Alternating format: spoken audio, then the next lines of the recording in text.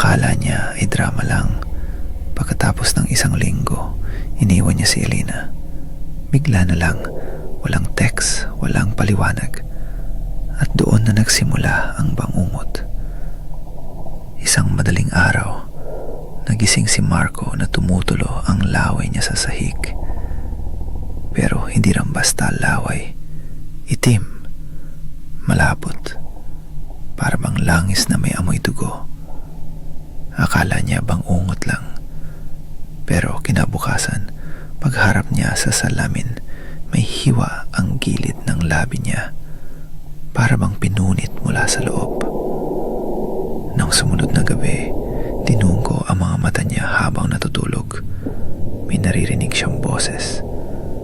Anong pakiramdam ng masaktan nang hindi alam ang dahilan?